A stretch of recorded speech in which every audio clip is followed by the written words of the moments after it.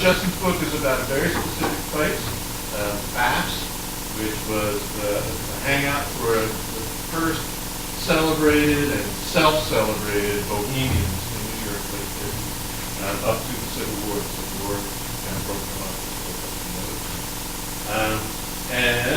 So I'm going to ask Justin some questions about that. I got my opinion set, and I'm going to get this.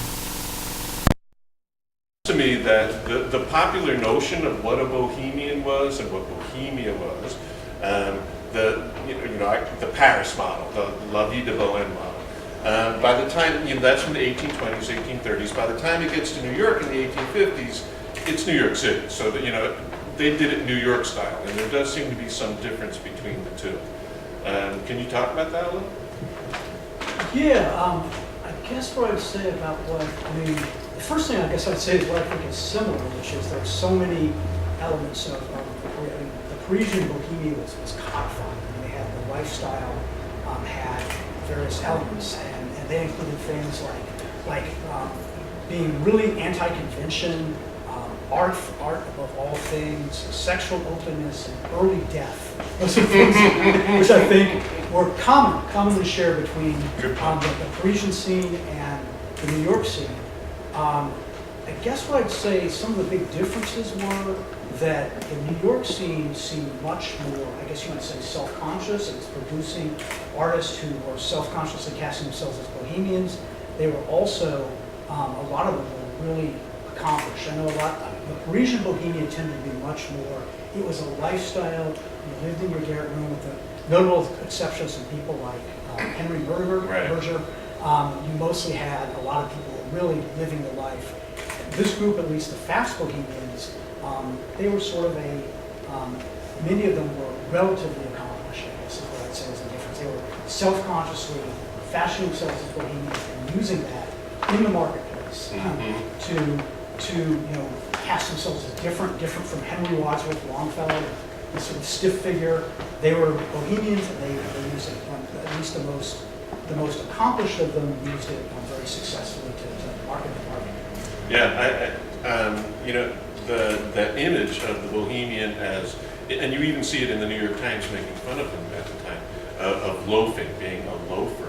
And in public, that was something. And then you see this as in the 1950s, you see the people in the village, like the Beats, doing this.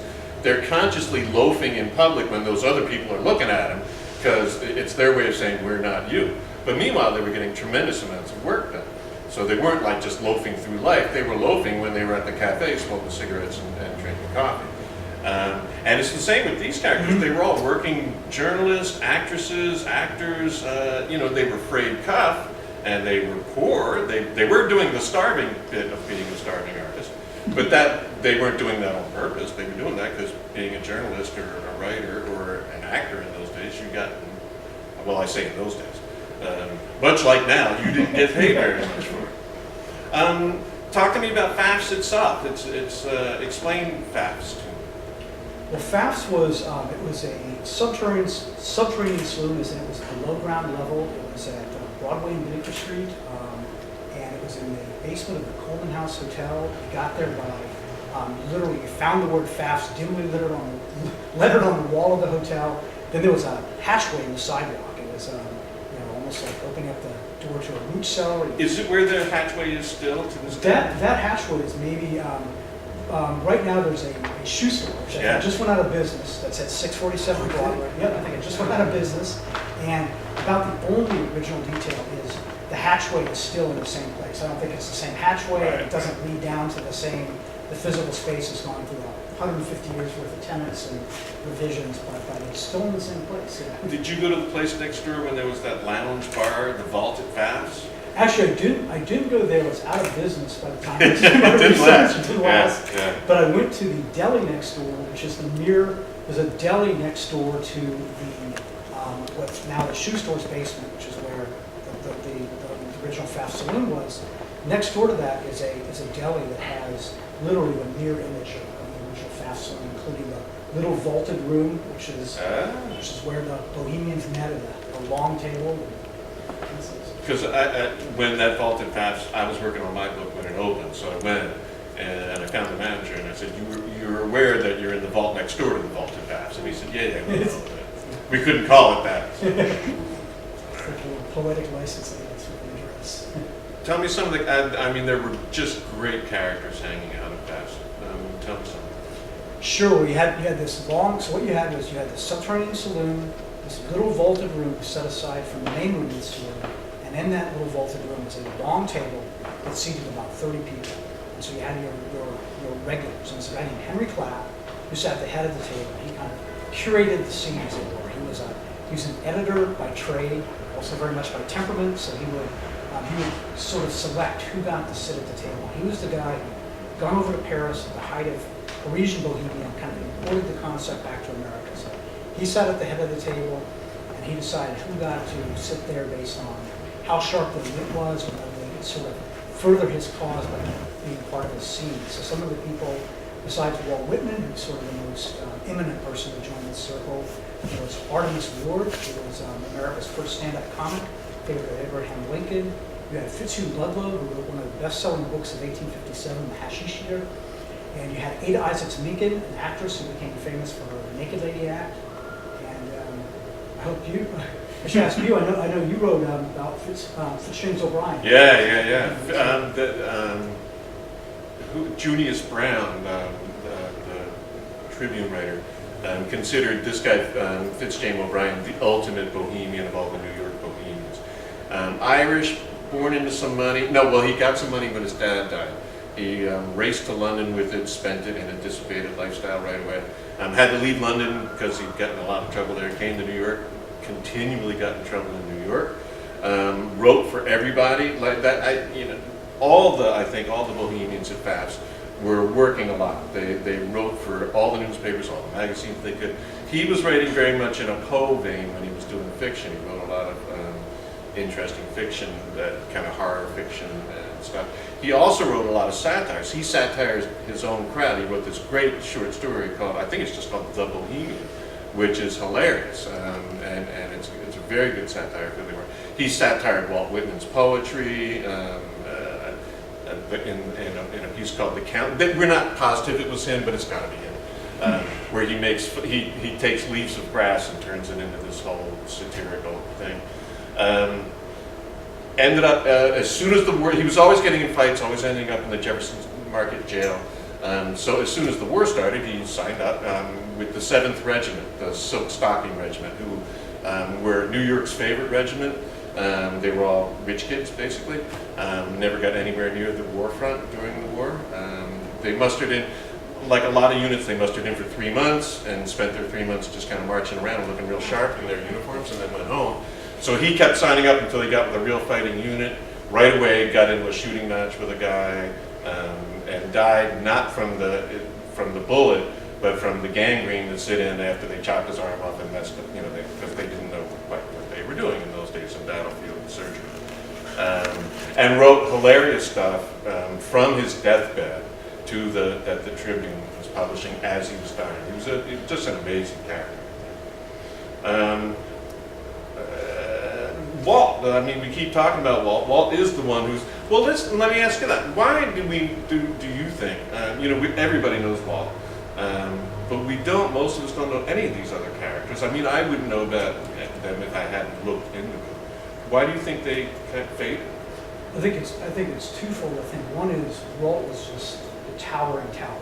He was just a brilliant, once in a generation type of talent, a talent for the ages. The other reason is I always think about, I once pitched a book idea on a guy named Jubilee Jim Fisk, who was a robber baron who never got a chapter 2. He was simply a robber baron. He was a bad guy. Yeah. He didn't get to be like a Vanderbilt. He didn't get to be like J.P. Morgan. He didn't get to live long enough to endow a university and give some money to charity and start an orphanage and have a second chapter.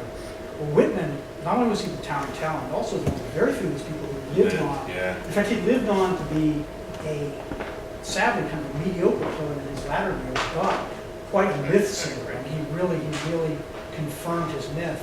Most of these other people, they burned very brightly, but they died before 40. They didn't get to have that second chapter, but maybe they weren't writing as well, but they were shoring up the early work by going on the lecture circuit and sort of sealing the myths. So That's what I'd say accounts for that. That's a good answer. I think you're right. I love that Walt's book, that Leaves of Grass, came out the same year that the Song of Hiawatha did. And the Song of Hiawatha sold like 50,000 copies in 1 year, which was tremendous for a book of poetry. And Walt later said that he sold maybe 10 of Leaves of Grass. There still has not been a book of verse, an American book of verse, that I think is as revolutionary or as amazing as that original Leaves of Grass, the first, like, say, 3 editions. Walt kept redoing it, and it got bigger and bigger and bigger and bigger, and worse and worse and worse and worse as he went on. And he went through like 10 editions or something before he died. But the first edition, that little slim little thing, geez, I just read it again a couple of weeks ago, and it's just amazing. And that came out at the same time that, by the shores of Kitchigome. Meanwhile, Walt's like all over the place in that book, and oh man. No, I always think it says a lot. Just Henry Wadsworth Longfellow to sound stuffy than Walt Whitman. It's just kind of puts them in perspective. And Walt's another one of those guys, part of that crowd, that he was a working journalist. He wasn't being a working journalist by the time the book came out, but he had been for a long time. So these guys were not just lying around, and that's the rap that to this day, like arty types and bohemians get, because they insist on doing it in public, lying around. Everybody else is home doing it in front of the TV, I guess. No, it's so true, because I know when Whitman was at Pfaff's, he hung out at Pfaff's for 4 years, 1858 to 1862. He was there almost every single night. And it was an incredible, maybe it wasn't his best poetry. You described earlier in 1855, that was when he was just on fire. But it was maybe his most productive period in terms of output. Okay. 100 poems, and like you said, he was at Pfaff's every night, being seen. He was unemployed and living at home with his mother, so during the day he got a lot of work done and a lot of poems. And Henry Clapp edited and published the Saturday Press, which was real important to Walt's career and to Mark Twain's career, right? That is correct. Yeah. So Henry Clapp, the guy who imported Bohemian concept from France, besides curating this long table, he drew on this long table for a publication called the Saturday Press. And for its brief life, it was one of the most influential publications in America. And it actually had this was a time when they would reprint things without fear of copyright or reprisal. So Saturday Press articles, they sometimes get reprinted as many as 200 different places. So there's this incredible magnifier effect, and people wanted to read the output of the Bohemians. They had a kind of zeitgeist moment in the late 1850s, so people wanted to read their work, wanted to read bits of gossip about them, learn about their dalliances, their drunken fistfights and so forth. And he also he published a lot of stuff that's fallen into obscurity. He also published a Whitman poem that's since been had a different title at the time. It's now Out of the Cradle, Endlessly Rocking, which was the first poem Whitman had published in 3 years, and kind of broke him, to a national audience once he had introduced him since he wasn't that well known. He later was the very first place at O Captain, My Captain, Saturday Press. Very first place at O Captain, My Captain, which is Whitman's best-known poem, was published, and then Artemus Ward, America's first stand-up comic, went out, made fast friends with Mark Twain. Mark Twain was just a fledgling writer with just a West Coast reputation at that point. He gave him the story to Take Back East.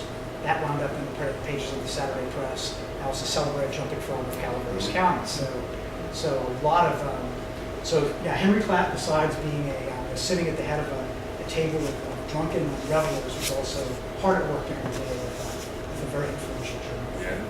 And let Walt write his own reviews for Leaves of Grass, which were about the only good reviews Walt was getting at the time. Although he did get a few others, but not many. And said of, it was Henry Clapp who said of Horace Greeley that he was a self-made man who worshipped his maker. That's a great Clapp was a sharp wit. And he and Walt got along because they were both temperance men. They were on the wagon. Henry apparently was on and off the wagon. I think they particularly got along because Walt needed a champion of some kind. His first champion had been Ralph Waldo Emerson, kind of like Henry Wadsworth Longfellow. He was kind of a stuffy patrician fellow. But Walt Whitman was kind of a quiet person who needed, he was sort of like a negative magnet. He needed someone else to draw him out champion him, to believe in him. And so Henry Clapp, the head of this group, was very symbiotic, and he wanted to have this, what he recognized was a poetic genius in his circle. It was very, very meaningful to Henry Clapp. At the same time, for Walt Whitman, sort of a quiet person with other people to draw him out and champion him, Henry Clapp was perfect to act in that role, and I think was a much preferable relationship than Emerson. I mean, Emerson, in fact, Emerson, while Whitman was part of the Pfaff circle, Emerson tried to convince him to expurgate a version of Leaves of Grass, and Whitman refused, and I always felt like it had partly to do with the fact that he was in the sway of the Bohemians and Clapp at that point, and Clapp is his champion.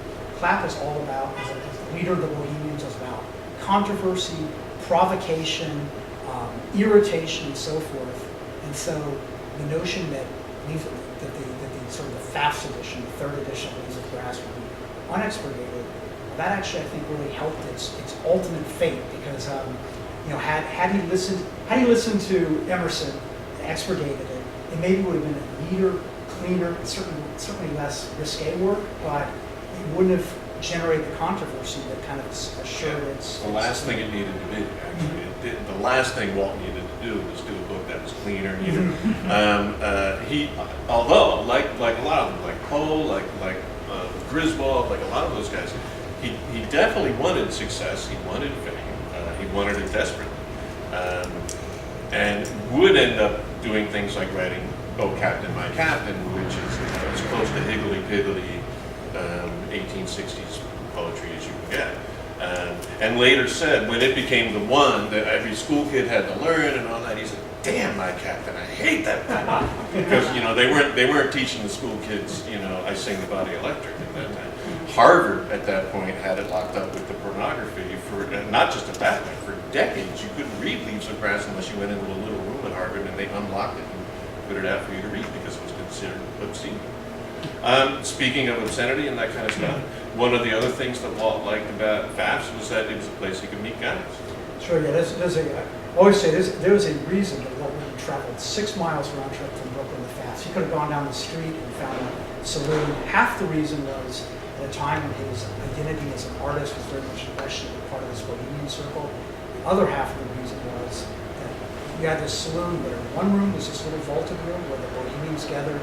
The other room of Pfaff's was what you might describe as kind of a place for people that didn't fit into 19th century society for any number of reasons. I mean, you had just any number of, you might call them social outliers, and that included a lot of gay men. And this was at a time before things were strictly codified, the term gay meant happy, homosexual didn't come into wide usage until I think the 1880s. But basically, he spent half his time at the long table with his fellow Bohemians. The other half of the time he'd be out in his main room hanging out with gay men. And so that was, and then on the way home from Pfaff's, he'd make his way home by various conveyances, and all those conveyances, whether it's riding on a stagecoach or walking along a late night Manhattan street or going down to the ferry point to get the ferry back to Brooklyn, all places also to meet men. So it was a very he had a lot of reasons to go there. Although Walt didn't have to go far to meet guys. I mean, Walt met guys everywhere he went. Walt used the term cruising in his notebook. I had no idea the guys were cruising back in like the 1850s, but Walt was. And he's got a line in, I think it's in the notebooks, about all my fairy friends, which I thought was kind of fun. He's talking about the ferry boat guys. But yeah, that was good. So, how long did it last, and why didn't it last longer, and et cetera? The Pfaff scene, it lasted from roughly 1858 to 1861. It continued to kind of sputter on through the Civil War. Henry Clapp stayed at the head of that table, sort of manned the head of the table. He was older, too old to serve in the war effort throughout the entire Civil War. But it had, I think, a couple things accounted for its kind of short life. One was it was a zeitgeist moment the same way the punk scene in New York City is from the mid-70s, and that's it. Fauvism was whatever it was. These movements are brief, and so bohemianism is a real, sort of zeitgeist moment that everybody's interested in. It's going to have a short shelf life, even in a less frenzied time. So that's part of the reason for it. The other part of the reason for its brief life, and what really cut it off, being the Civil War, was what was fueling this movement was sort of the disunion of American society in the late 1850s. And not many of the people who were part of this circle, not Fitzjames O'Brien, who we were talking about earlier, or Fitzhugh Ludlow, the writer of the Hashish book, they weren't very politically oriented, but sort of just the chaos of American society. They were sensitive artist types, so the chaos was kind of flowing through them, informing their art. And there was a lot of tension that they could draw on when there was disunion, when there was, when America was hurtling headlong towards civil war. Once the Civil War broke out, that tension broke. Now you had your story. Your story now was a big clash between the North and the South. It was a very earnest story. I mean, they'd taken sort of the pre-Civil War tension and kind of turned it into irony and snarkiness and so forth. Once the Civil War broke out, time to write odes to to people joining the Union or Confederate cause, and so that just really entirely supplanted the Yes. scene. And the crowd broke up, right? The crowd broke up, and with the exception of Henry Clapp, sort of the founder of the feast, who said, I always think that he had all these great people sitting at his table before the Civil War. I always try to picture what people who couldn't enlist in the war effort showed up and sat at that table. But he continued to run his salon throughout the Civil War. But all those various people, Ada Isaacs Menken, the actress known for her Naked Lady act, Artemus Ward with his comic act, Fitzjames O'Brien, who we described earlier. A few of the people who sat at the table joined the war effort as Walt actual went to soldiers. D.C. That's right. Walt went to D.C. to tend to the wounded soldiers. So people found roles in the war either as entertainers. I think of it almost like today, where people, various entertainers entertain the troops in Afghanistan and what have you. People like Artemus Ward, they went across the Union North and entertained the people on the home front. Someone like Walt Whitman found a pacifist role in the war, tending to the wounded troops. And a handful of people, such as Fitzjames O'Brien, actually were bohemians that made the transition to soldiers. And then another small handful of these people made a natural transition from being a kind of decadent journalist to being a war correspondent. To being a decadent war correspondent, actually, most of them. Yeah. So. And they called war correspondents the Bohemian Brigade during the war. We should talk about the women at the scene. Ada Isaacs Menken and Ada Clare. I'm sure she pronounced it Ada because she was from the South, so she had to be Ada Clare. I like this. She had to. You're so right. I was calling her Ada Clare all the time. I was like, no. She had to be Ada Clare. You're so right. I always, because she was such good friends with Ada Isaacs, I always thought that Ada Clare, but you're right. It's got to be, right? Talk a little about them, because it's very unusual to have women in a place like this.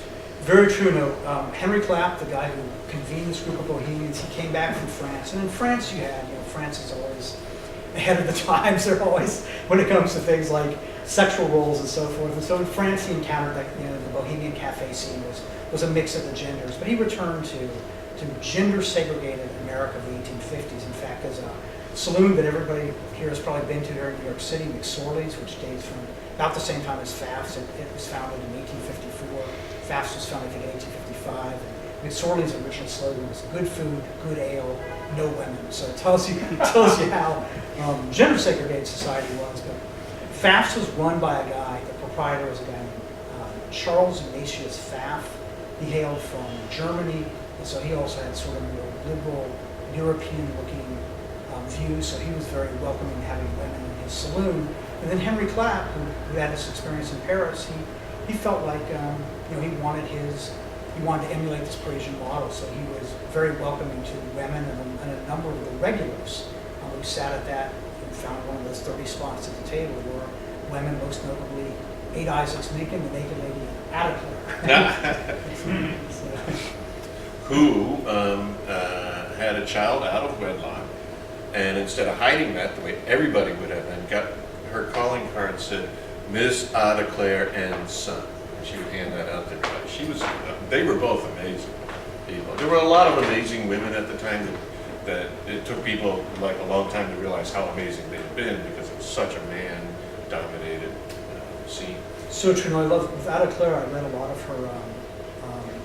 A lot of the columns that she in the press. Yeah, they're hilarious. She was really funny. Yeah, they're so ahead of their time. They're things that you would that seem like they're written in Victorian language, although she's a sharp writer, and they attend to a lot of topics that are fresh. One of my favorite ones was one about how the heroines in novels are always they're always too skinny. And I thought it's so. She's basically just talking about 19th century media's portrayal of women.